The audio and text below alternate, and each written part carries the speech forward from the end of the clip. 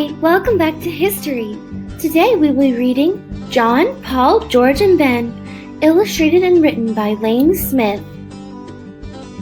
Once there were 4 lads, John, Paul, George, and Ben. Make that 5 lads.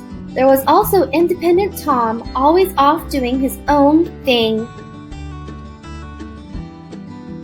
John was a bold lad. At the start of every school year, the students were asked to write their names on the chalkboard, and every year it was the same story.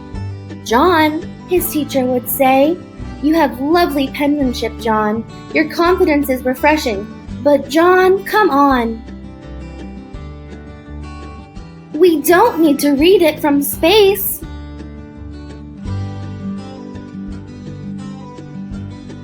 Paul was a noisy lad. Before fun was invented, people joined bell-ringing clubs.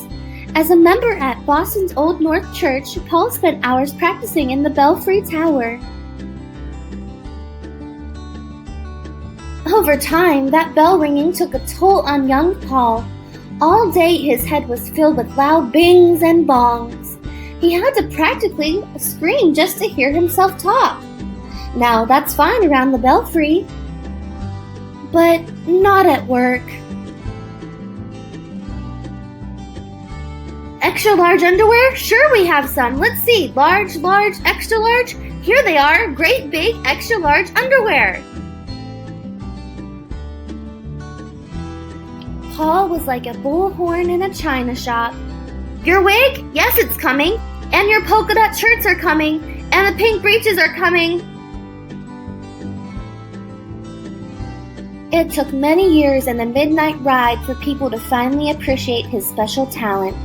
The redcoats are coming! Everyone except that big underwear lady. She was still mad. George was an honest lad. One day, he took his shiny new hatchet and chopped down his family's cherry tree. When his father discovered the tree, he asked, "Son, do you know who killed this beautiful little cherry tree?" "I cannot tell a lie," answered George. "'Twas I who chopped down this cherry tree."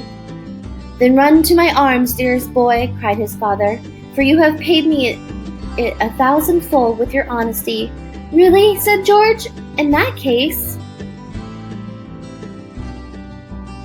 "When I tell you I've taken out the apple orchard, leveled the barn, and made kindling of your carriage, you'll be a wealthy, wealthy man."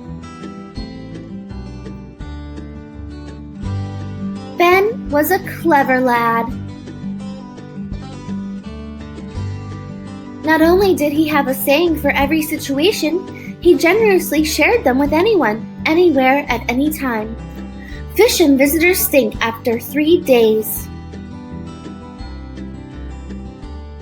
He considered it his duty to provide frequent free advice. The sleeping fox catches no poultry.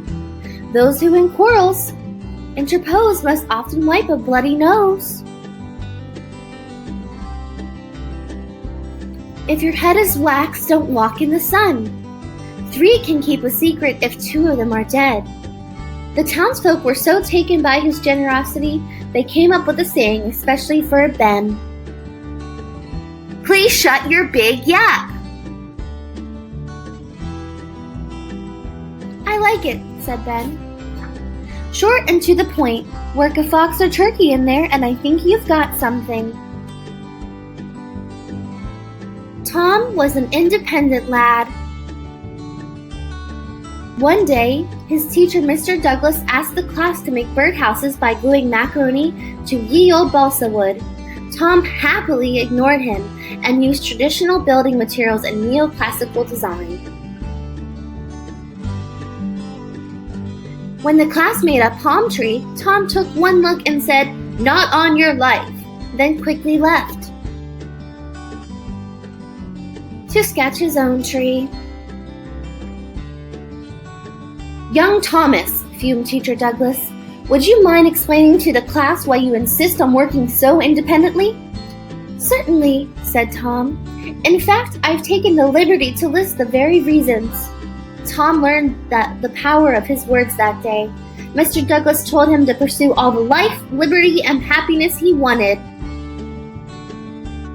Independently in the corner, the other students pursued lunch. The rest is history. Say, you want a revolution? Well, John, Paul, George, and Ben and Tom sure did. In April of 1775, they got one. The Redcoats were coming. In fact, King George III's army was marching to Lexington and Concord to arrest John and the other Sons of Liberty. Ye Olde Epilogue. George didn't live in the White House like all the other presidents. He was asked to live in New York City, where there aren't so many trees. The end. Thank you so much for joining us for history. You can follow us on social media at the James Monroe Museum. You can also find more educational content at www.jamesmonroemuseum.umw.edu. Thank you and stay safe.